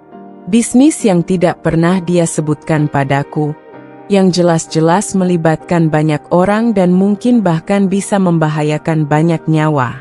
Aku mulai mencari tahu lebih banyak, menggali informasi dari sumber-sumber yang aku percayai, dan tanpa sadar, aku mulai menemukan pola-pola yang mencurigakan dalam bisnis Mas Raja. Ada beberapa kontak yang mencurigakan, transaksi besar yang tidak tercatat dengan jelas, dan rumor tentang kesepakatan yang dilakukan di belakang meja. Aku tidak tahu apakah Mas Raja benar-benar terlibat dalam dunia bawah tanah, tetapi informasi yang kudapatkan mulai membuka mataku, bahwa dia bukanlah orang yang selama ini aku kira. Dia jauh lebih berbahaya dan lebih licik daripada yang aku bayangkan. Aku memutuskan untuk lebih mendalami setiap transaksi dan bisnis yang dilakukan Mas Raja. Bisnis yang tidak pernah dia sebutkan padaku, yang jelas-jelas melibatkan banyak orang dan mungkin bahkan bisa membahayakan banyak nyawa. Aku mulai mencari tahu lebih banyak, menggali informasi dari sumber-sumber yang aku percayai, dan tanpa sadar, aku mulai menemukan pola-pola yang mencurigakan dalam bisnis Mas Raja. Ada beberapa kontak yang mencurigakan, transaksi besar yang tidak tercatat dengan jelas, dan rumor tentang kesepakatan yang dilakukan di belakang meja. Aku tidak tahu apakah Mas Raja benar-benar terlibat dalam dunia bawah tanah, tetapi informasi yang kudapatkan mulai membuka mataku, bahwa dia bukanlah orang yang selama ini aku kira. Dia jauh lebih berbahaya dan lebih licik daripada yang aku bayangkan. Aku memutuskan untuk lebih mendalami setiap transaksi dan bisnis yang dilakukan Mas Raja. Aku mulai bertemu dengan beberapa orang yang selama ini bekerja dengan dia, mencoba menggali informasi tanpa menarik perhatian. Aku tahu aku harus berhati-hati. Mas Raja bukan orang yang mudah ditipu. Jika dia merasa ada yang mencoba mengungkapkan bisnis gelapnya, dia pasti akan berusaha menutupi semuanya dengan cara apapun. Namun, aku tidak bisa mundur sekarang. Aku harus mengumpulkan bukti-bukti yang bisa mempermalukan dan meruntuhkan kekuasaannya. Selain itu, aku juga mulai mencari cara untuk menghubungi orang-orang yang mungkin pernah menjadi korban dari bisnis gelap Mas Raja. Aku menyadari bahwa jika aku ingin membuat rencanaku berhasil, aku harus melibatkan orang lain yang tahu lebih banyak tentang kejahatan yang dilakukan oleh Mas Raja. Meskipun aku tahu ini berisiko besar, aku merasa ini adalah satu-satunya cara untuk mengungkapkan siapa sebenarnya Mas Raja. Jika aku bisa mengumpulkan cukup banyak bukti, Aku yakin aku bisa menghadapinya dengan cara yang tidak pernah dia duga. Selama berbulan-bulan, aku terus menggali informasi, merencanakan langkah-langkah kecil yang bisa membuat perbedaan besar. Setiap kali aku berhasil mendapatkan bukti baru, aku semakin merasa yakin bahwa aku sedang berjalan di jalur yang benar. Tetapi aku juga tahu bahwa aku harus tetap waspada. Aku tidak bisa membiarkan Mas Raja mengetahui apa yang sedang aku rencanakan. Jika dia tahu, dia pasti akan melawan dengan cara yang sangat brutal. Hari demi hari, aku semakin merasa kekuatan itu ada di tanganku. Semua yang aku alami, semua perlakuan buruk yang kuterima selama ini, mulai membentuk sebuah rencana yang matang. Aku tahu bahwa karma akan datang, tetapi aku juga percaya bahwa aku harus berbuat sesuatu untuk mempercepat proses itu. Aku tidak bisa terus hidup dalam bayang-bayang Mas Raja. Aku harus bertindak, dan kali ini aku tidak akan mundur. Setiap langkah yang aku ambil, aku melakukannya dengan hati-hati dan penuh perhitungan. Aku mulai melihat semua potongan-potongan informasi yang aku kumpulkan menjadi satu gambaran besar. Semua ini akan membawaku pada momen yang akan mengubah hidupku, dan mungkin juga hidup mereka yang selama ini meremehkan dan menindasku. Mas Raja dan anak-anaknya akan tahu bahwa aku bukan lagi wanita lemah yang mereka anggap bisa dimanfaatkan. Aku tahu, pada akhirnya, karma akan menghampiri mereka. Tapi untuk itu, aku harus memastikan bahwa aku memiliki kekuatan untuk membalikkan keadaan. Aku harus menjadi wanita yang lebih kuat, lebih cerdas, dan lebih siap daripada yang mereka kira. Dan meskipun perjalanan ini penuh dengan bahaya, aku tidak akan berhenti. Aku sudah siap untuk menghadapi apapun yang datang. Karma itu memang tidak pernah salah alamat. Aku merasa semesta mulai berbalik memihakku setelah sekian lama aku hidup dalam bayang-bayang kebohongan. Semua yang aku alami, semua penghinaan dan penindasan yang aku terima, rasanya mulai mendekati titik balik. Satu persatu, mereka yang telah merendahkanku mulai merasakan akibat dari perbuatan mereka. Aku tahu bahwa itu bukan kebetulan. Setiap kali aku memikirkan hal itu, rasa keadilan dalam diriku semakin kuat. Semua berawal dari Aldi, anak tengah Mas Raja yang selama ini sering memperlakukanku dengan buruk. Anak berusia 14 tahun itu selalu tampak seperti anak yang manis di luar. Tetapi sebenarnya dia penuh dengan sikap kasar dan tidak tahu malu. Setiap kali aku mencoba untuk berbicara dengannya, dia selalu memperlakukan aku dengan penuh ketidakpedulian. Bahkan seringkali dia mengejekku di depan teman-temannya, menganggap aku tidak layak menjadi bagian dari keluarga mereka. Namun, aku selalu berusaha untuk bersabar dan tetap menjalani peranku dengan sebaik-baiknya, karena aku tahu, suatu saat karma akan datang. Suatu hari, aku mendapat kabar bahwa Aldi, yang selama ini rajin bersekolah di sekolah elit, dan menjadi kebanggaan keluarga, terlibat dalam sebuah skandal. Dia ketahuan menyontek dalam ujian akhir, dan lebih buruknya lagi, kecurangan itu terbongkar dengan bukti yang sangat jelas. Tidak hanya itu, ternyata Aldi juga sering terlibat dalam perilaku buruk lainnya, yang selama ini ditutupi oleh Mas Raja dan ibunya. Namun, kali ini, semuanya pecah di hadapan publik. Aldi yang sebelumnya dianggap sebagai anak cerdas dan berbakat tiba-tiba menjadi bahan tertawaan di sekolahnya. Aku mendengar kabar ini dengan perasaan campur aduk. Di satu sisi, aku merasa sedikit lega, karena akhirnya ada yang bisa mengguncang kedudukan Mas Raja, yang selama ini merasa dirinya tak tersentuh oleh masalah apapun. Namun, di sisi lain, aku juga merasakan perasaan kasihan terhadap Aldi, yang selama ini hanya menjadi korban dari pola asuh yang buruk dan keras dari ayahnya. Mas Raja, yang selalu menuntut kesempurnaan dari anak-anaknya, tidak pernah memberi mereka kesempatan untuk tumbuh dengan cara yang sehat. Anak-anaknya harus hidup dalam bayang-bayang ekspektasi yang tinggi dan tekanan yang tak pernah berhenti. Dan sekarang, karma itu datang dengan cara yang tak terduga. Aldi harus menghadapi kenyataan bahwa dia telah gagal memenuhi standar yang ditetapkan oleh ayahnya. Mas Raja, tentu saja, sangat marah. Dia menghabiskan waktu berhari-hari berusaha mencari cara untuk mengembalikan reputasi Aldi. Dia menghubungi kepala sekolah, mencoba mengatur agar kasus tersebut tidak tersebar lebih luas. Namun, dunia tidak bisa disembunyikan begitu saja. Berita itu cepat menyebar, dan tidak ada yang bisa dihentikan lagi. Aldi diusir dari sekolah favoritnya, dan Mas Raja tidak bisa berbuat banyak. Semua orang mulai melihat siapa sebenarnya Aldi, seorang anak yang selama ini terbebani oleh ambisi ayahnya. Di sisi lain, perusahaannya mulai mengalami masalah besar. Bisnis Mas Raja yang selama ini tampak tak terkalahkan kini mulai goyah. Ada kabar bahwa data-data penting dalam sistem perusahaan telah dicuri oleh pihak internal, yang diduga bekerja sama dengan pesaing bisnis Mas Raja. Kecurian data ini bukan masalah sepele.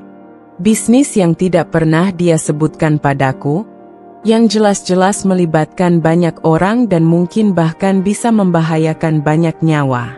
Aku mulai mencari tahu lebih banyak, menggali informasi dari sumber-sumber yang aku percayai, dan tanpa sadar, aku mulai menemukan pola-pola yang mencurigakan dalam bisnis Mas Raja.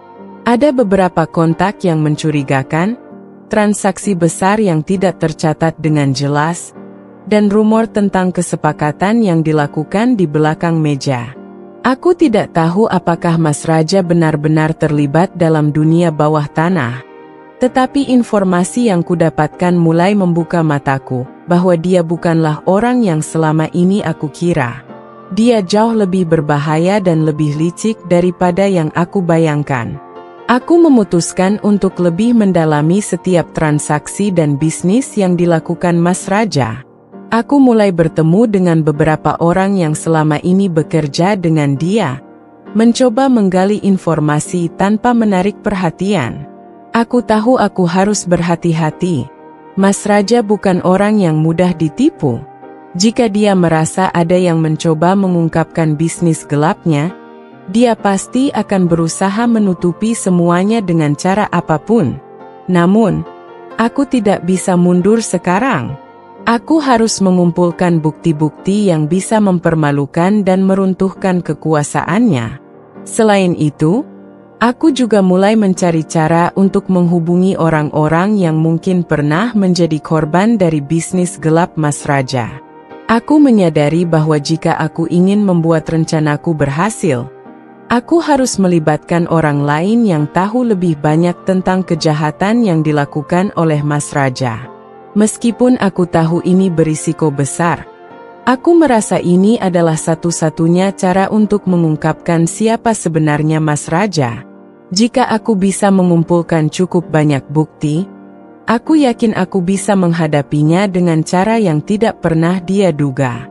Selama berbulan-bulan, aku terus menggali informasi, merencanakan langkah-langkah kecil yang bisa membuat perbedaan besar. Setiap kali aku berhasil mendapatkan bukti baru, aku semakin merasa yakin bahwa aku sedang berjalan di jalur yang benar. Tetapi aku juga tahu bahwa aku harus tetap waspada. Aku tidak bisa membiarkan Mas Raja mengetahui apa yang sedang aku rencanakan. Jika dia tahu, dia pasti akan melawan dengan cara yang sangat brutal. Hari demi hari, aku semakin merasa kekuatan itu ada di tanganku. Semua yang aku alami, semua perlakuan buruk yang kuterima selama ini, mulai membentuk sebuah rencana yang matang. Aku tahu bahwa karma akan datang, tetapi aku juga percaya bahwa aku harus berbuat sesuatu untuk mempercepat proses itu. Aku tidak bisa terus hidup dalam bayang-bayang Mas Raja. Aku harus bertindak, Dan kali ini aku tidak akan mundur. Setiap langkah yang aku ambil, aku melakukannya dengan hati-hati dan penuh perhitungan. Aku mulai melihat semua potongan-potongan informasi yang aku kumpulkan menjadi satu gambaran besar. Semua ini akan membawaku pada momen yang akan mengubah hidupku, dan mungkin juga hidup mereka yang selama ini meremehkan dan menindasku. Mas Raja dan anak-anaknya akan tahu bahwa aku bukan lagi wanita lemah yang mereka anggap bisa dimanfaatkan. Aku tahu, pada akhirnya, karma akan menghampiri mereka. Tapi untuk itu, aku harus memastikan bahwa aku memiliki kekuatan untuk membalikkan keadaan. Aku harus menjadi wanita yang lebih kuat, lebih cerdas, dan lebih siap daripada yang mereka kira. Dan meskipun perjalanan ini penuh dengan bahaya, aku tidak akan berhenti. Aku sudah siap untuk menghadapi apapun yang datang. Karma itu memang tidak pernah salah alamat. Aku merasa semesta mulai berbalik memihakku setelah sekian lama aku hidup dalam bayang-bayang kebohongan. Semua yang aku alami, semua penghinaan dan penindasan yang aku terima, rasanya mulai mendekati titik balik. Satu persatu, mereka yang telah merendahkanku mulai merasakan akibat dari perbuatan mereka. Aku tahu bahwa itu bukan kebetulan. Setiap kali aku memikirkan hal itu, rasa keadilan dalam diriku semakin kuat. Semua berawal dari Aldi, anak tengah Mas Raja yang selama ini sering memperlakukanku dengan buruk. Anak berusia 14 tahun itu selalu tampak seperti anak yang manis di luar. Tetapi sebenarnya dia penuh dengan sikap kasar dan tidak tahu malu. Setiap kali aku mencoba untuk berbicara dengannya, dia selalu memperlakukan aku dengan penuh ketidakpedulian. Bahkan seringkali dia mengejekku di depan teman-temannya, menganggap aku tidak layak menjadi bagian dari keluarga mereka. Namun, aku selalu berusaha untuk bersabar dan tetap menjalani peranku dengan sebaik-baiknya, karena aku tahu, suatu saat karma akan datang. Suatu hari, aku mendapat kabar bahwa Aldi, yang selama ini rajin bersekolah di sekolah elit, dan menjadi kebanggaan keluarga, terlibat dalam sebuah skandal. Dia ketahuan menyontek dalam ujian akhir, dan lebih buruknya lagi, kecurangan itu terbongkar dengan bukti yang sangat jelas. Tidak hanya itu, ternyata Aldi juga sering terlibat dalam perilaku buruk lainnya, yang selama ini ditutupi oleh Mas Raja dan ibunya. Namun, kali ini, semuanya pecah di hadapan publik. Aldi yang sebelumnya dianggap sebagai anak cerdas dan berbakat tiba-tiba menjadi bahan tertawaan di sekolahnya. Aku mendengar kabar ini dengan perasaan campur aduk.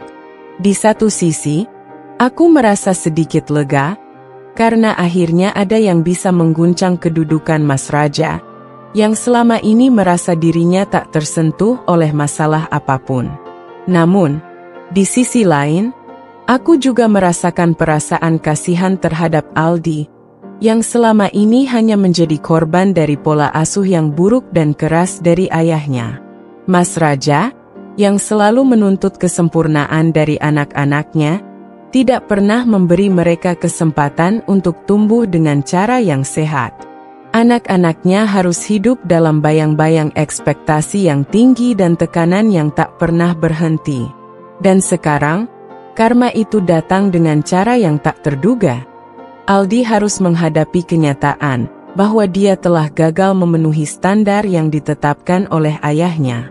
Mas Raja, tentu saja, sangat marah. Dia menghabiskan waktu berhari-hari berusaha mencari cara untuk mengembalikan reputasi Aldi.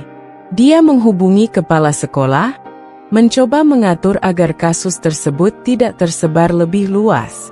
Namun, dunia tidak bisa disembunyikan begitu saja. Berita itu cepat menyebar, dan tidak ada yang bisa dihentikan lagi. Aldi diusir dari sekolah favoritnya, dan Mas Raja tidak bisa berbuat banyak. Semua orang mulai melihat siapa sebenarnya Aldi. Seorang anak yang selama ini terbebani oleh ambisi ayahnya. Di sisi lain, perusahaannya mulai mengalami masalah besar. Bisnis Mas Raja yang selama ini tampak tak terkalahkan kini mulai goyah. Ada kabar bahwa data-data penting dalam sistem perusahaan telah dicuri oleh pihak internal yang diduga bekerja sama dengan pesaing bisnis Mas Raja. Kecurian data ini bukan masalah sepele. Apa yang telah dia lakukan padaku? Kemarahan Mas Raja sudah mencapai puncaknya hari itu. Dia baru saja pulang dari kantor, wajahnya merah padam karena urusan bisnis yang tak berjalan lancar. Selalu begitu, setiap kali ada masalah, aku menjadi sasaran kemarahannya. Aku yang selalu ada, yang selalu siap menenangkan, mendengarkan keluhannya, dan mengurus segalanya di rumah. Selalu menjadi orang yang pertama kali disalahkan. Dan hari itu, ketidakpuasan terhadapku semakin menjadi. Apa yang kamu lakukan hari ini, Dinda? Kenapa rumah berantakan? Kenapa anak-anak tidak terurus? Apa kamu kira aku bisa terus bekerja keras sementara kamu hanya duduk diam dan malas? Kata Mas Raja dengan nada yang penuh amarah. Aku hanya menatapnya dengan mata yang tidak bisa lagi disembunyikan. Tidak ada lagi rasa takut, tidak ada lagi rasa cemas. Rasa marahku meledak, dan aku tak bisa lagi menahan diri. Tanpa berpikir panjang, aku langsung berdiri dan menatapnya dengan penuh keyakinan. Aku sudah cukup, Mas, jawabku dengan suara yang lebih tegas dari yang pernah aku tunjukkan. Cukup dengan cara kamu memperlakukanku, cukup dengan semua penghinaan dan kebohongan. Sekarang aku tahu apa yang sebenarnya terjadi di balik semua ini. Aku tahu apa yang kamu lakukan selama ini, dengan Nina, dan semua yang telah kamu sembunyikan dari aku. Tiba-tiba wajah Mas Raja berubah menjadi pucat. Raut wajahnya yang biasanya penuh percaya diri dan dominan kini tampak terkejut. Namun, dia berusaha menahan diri, tidak ingin menunjukkan rasa ketakutannya. Tapi aku tahu, dia mulai panik. Semua yang dia anggap aman kini berada di ujung tanduk. Aku merasakan kepuasan dalam hatiku. Aku tahu, inilah saat yang tepat untuk membuatnya menyadari bahwa aku bukan lagi istri yang bisa ia abaikan dan rendahkan. Aku melanjutkan, aku punya semua bukti, Mas. Pesan-pesan dari Nina, foto-foto kalian berdua, semuanya ada di tangan aku. Jangan coba-coba untuk mengancamku atau mengusir aku, karena jika itu yang kamu pilih, besok juga akan jadi berita besar. Aku akan pastikan semua orang tahu apa yang kamu lakukan. Ada keheningan yang mencekam di antara kami berdua. Mas Raja berdiri terdiam, mulutnya terbuka, seolah mencari kata-kata yang bisa membela dirinya, tapi tidak ada yang keluar. Aku bisa melihat bahwa dia benar-benar kehilangan kendali. Semua perlindungan yang dia rasakan sebelumnya kini hancur begitu saja. Dia tahu, kali ini dia tidak bisa menyelesaikan masalah ini seperti yang biasa dia lakukan, dengan kekayaan, dengan kekuasaan, atau dengan menekan orang-orang di sekitarnya. Tidak kali ini, aku merasa, untuk pertama kalinya, aku menguasai permainan ini. Aku tidak lagi merasa terintimidasi atau terperangkap dalam kehidupan yang penuh kebohongan. Aku merasa kuat, seakan setiap langkahku semakin mendekatkan pada tujuan yang telah lama aku impikan, kebebasan.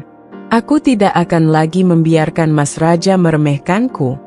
Tidak akan lagi menuruti perintah-perintahnya yang merendahkan. Dia harus membayar atas semua perbuatan yang telah dia lakukan. Dan kali ini aku akan memastikan bahwa dia merasakannya. Mas Raja akhirnya menarik napas panjang, mencoba mengendalikan emosinya yang sudah di ujung batas. Dinda, kamu tidak tahu apa yang sedang kamu lakukan. Jika kamu mengungkapkan semua itu, kamu akan menghancurkan keluarga ini. Katanya dengan nada yang semakin rendah, mencoba menggertak. Aku menatapnya dengan tajam. Keluarga ini sudah hancur, Mas. Kamu yang hancurkan, bukan aku. Semua yang kamu bangun dengan kebohongan, dengan pengkhianatan, semua itu akan jatuh sekarang. Aku tidak lagi merasa takut. Selama ini aku selalu takut akan dampak dari setiap langkahku, tetapi hari itu, aku merasa bahwa langkahku adalah langkah yang benar.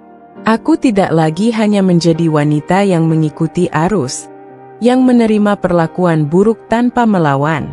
Hari ini, aku akhirnya berani berdiri tegak, mengungkapkan semua yang tersembunyi, dan memastikan bahwa keadilan yang tertunda akan segera datang. Mas Raja tahu bahwa dia tidak bisa lagi mengendalikan situasi ini. Semua yang dia miliki, harta, status, dan kekuasaan, tidak akan bisa melindunginya dari kebenaran yang akan segera terungkap. Aku tidak hanya memperjuangkan diriku sendiri, tetapi juga semua yang telah dia lakukan untuk merusak hidupku. Semua itu akan terbongkar, dan tidak ada yang bisa menyelamatkannya. Aku siap. Besok, semuanya akan berbeda, Mas. Tidak ada lagi yang bisa kamu sembunyikan. Aku berkata dengan penuh keyakinan. Dan jangan khawatir, aku akan memastikan bahwa semua orang tahu siapa kamu sebenarnya. Perusahaan Mas Raja, yang selama ini tampak kokoh dan tidak tergoyahkan, akhirnya mulai runtuh. Semua yang dibangunnya dengan keras, dengan segala tipu daya dan manipulasi, mulai menunjukkan retaknya. Satu persatu, masalah demi masalah datang bertubi-tubi, menghancurkan citra yang selama ini dia bangun dengan sangat hati-hati. Namun, aku tahu ini hanya permulaan. Karma itu tak pernah salah alamat. Setiap kebohongan yang ia tutup-tutupi, setiap ketidakadilan yang ia lakukan, kini harus dibayar lunas.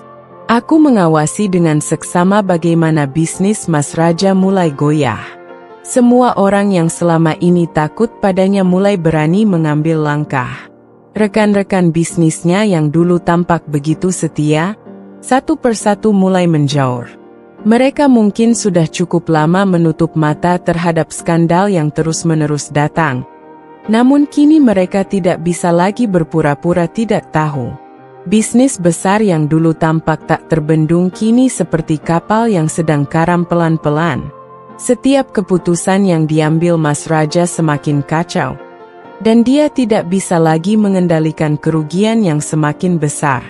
Hari itu, aku berdiri di ruang keluarga, melihat layar televisi yang menayangkan berita utama tentang skandal korupsi yang melibatkan beberapa perusahaan besar, termasuk perusahaan Mas Raja. Tidak ada lagi yang bisa dia sembunyikan. Semuanya terbuka di depan mata dunia.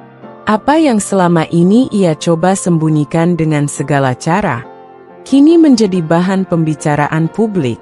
Berita itu datang dengan begitu cepat, mengungkapkan bahwa banyak transaksi ilegal yang dilakukan Mas Raja untuk memperkaya dirinya sendiri, menggunakan nama perusahaan yang dia pimpin. Aku tahu, berita ini adalah pukulan telak bagi Mas Raja. Semua orang yang pernah menghormatinya kini melihatnya dengan cara yang berbeda. Kepercayaan yang dia bangun selama bertahun-tahun runtuh dalam sekejap. Sementara itu, masalah dalam keluarganya juga semakin memuncak. Anak-anaknya, yang selama ini tidak terlalu memperhatikan apa yang terjadi di sekitar mereka, mulai merasakan dampak dari semua masalah ini. Aldi, yang selama ini dikenal sebagai anak yang pintar dan cerdas, tiba-tiba terlibat dalam skandal perundungan di sekolah. Reyhan, yang sudah lama merasa tersisih, semakin tertekan dan mulai bertindak lebih kasar terhadap orang-orang di sekitarnya. Lala, si bungsu, yang tadinya selalu ceria, kini berubah menjadi anak yang pendiam dan sering mengurung diri di kamar. Tidak ada lagi kebahagiaan di rumah itu. Mas Raja, yang dulu selalu dianggap sebagai sosok yang kuat dan bisa mengendalikan semuanya, kini tidak mampu lagi merawat keluarganya. Aku tidak bisa lagi berpura-pura peduli. Aku tidak lagi merasa perlu menjaga keluarga ini. Karena bagi aku, ini adalah buah dari tindakan Mas Raja yang selama ini hanya mementingkan dirinya sendiri. Aku sudah tidak memiliki ikatan apa-apa lagi dengan mereka. Semua harapan tentang keluarga bahagia yang dulu aku impikan sudah hancur lebur. Mas Raja telah merusaknya dengan tangannya sendiri. Keluarga yang dulunya terlihat sempurna kini mulai terpecah-pecah, dan itu semua adalah hasil dari keputusan-keputusan bodoh yang dia buat. Tapi yang paling menyakitkan adalah melihat bagaimana dia mulai terjerat dalam urusannya sendiri. Mas Raja yang dulu tampak tak tergoyahkan kini berada di ujung jurang kehancuran. Dari korupsi yang terungkap, dia mulai dipanggil oleh pihak berwajib untuk memberikan keterangan.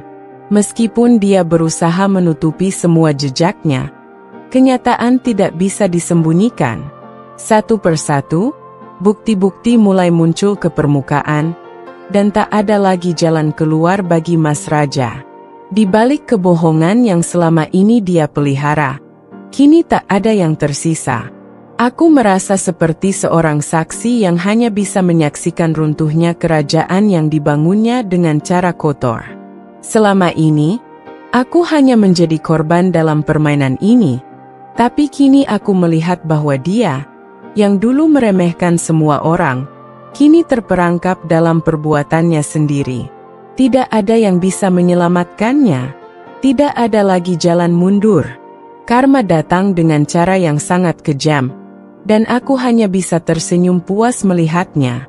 Namun, meskipun aku merasa puas dengan apa yang terjadi, ada satu hal yang aku tahu dengan pasti. Ini bukan hanya tentang balas dendam. Ini tentang keadilan. Aku tidak hanya ingin melihat Mas Raja jatuh, tetapi aku ingin dunia melihat betapa rendahnya dia sebenarnya. Aku ingin mereka tahu bahwa di balik tampaknya dia yang kaya dan berkuasa, ada seorang pria yang menjalani hidup dengan kebohongan dan penipuan. Ini adalah cara untuk mengakhiri semua penderitaan yang telah dia sebabkan padaku, pada anak-anaknya, dan pada semua orang yang pernah ia hianati. Mas Raja yang dulu bangga dengan pencapaiannya kini harus menghadapi kenyataan yang pahit. Kekayaannya yang melimpah tidak lagi bisa membeli kebahagiaan. Ia ditinggalkan oleh orang-orang yang dulu ada di sekitarnya. Semua yang dia anggap sebagai kekuatan kini berubah menjadi kelemahan. Semua yang dulu dia banggakan, kini menjadi aib yang tak bisa ditutupi. Aku melihat itu dengan hati yang kosong, tanpa rasa kasihan, tanpa rasa peduli. Karena aku tahu, ini adalah akhir dari semua yang telah dia buat. Ini adalah runtuhnya kerajaan Mas Raja, dan dia tidak akan pernah bisa membangunnya lagi. Aku berdiri di depan pintu pengadilan, menatap gedung besar yang kini terasa seperti monumen kemenangan. Setelah bertahun-tahun terjebak dalam hubungan yang penuh kebohongan dan penindasan, akhirnya aku bisa berdiri sendiri. Hari ini adalah titik balik, bukan hanya untukku, tetapi juga untuk semua yang telah aku perjuangkan. Perceraian ini, yang dulu kupikirkan sebagai akhir dari segalanya, ternyata malah menjadi permulaan dari kebebasan yang telah lama aku impikan. Setelah semua yang telah aku lewati, rasa lega itu datang seperti hujan setelah musim kemarau panjang. Aku tak hanya bebas dari Mas Raja, tetapi juga bebas dari rasa takut dan ketidakpastian yang telah lama menghantui hidupku. Mas Raja, dengan segala kekuatan dan uang yang dia miliki, tak mampu lagi menghalangi jalanku. Perceraian yang aku tuntut, dengan santunan besar yang kuberikan sebagai bukti bahwa aku tidak ingin mengambil lebih dari yang pantas bagiku, akhirnya dikabulkan.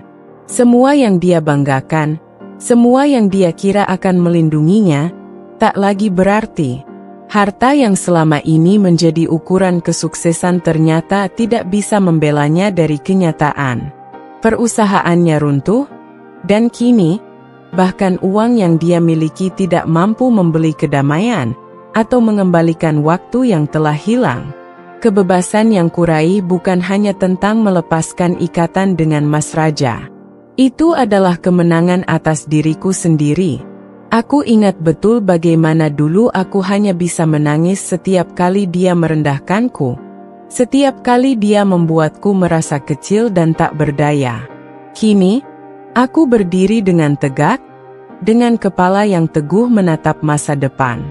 Tanpa dia, tanpa semua kepalsuan yang dia bawa dalam hidupku, aku merasa lebih kuat. Aku tidak lagi merasa perlu membuktikan diri kepada siapapun, terutama kepada Mas Raja yang selama ini menganggapku tidak lebih dari sekadar alat untuk memenuhi kebutuhannya.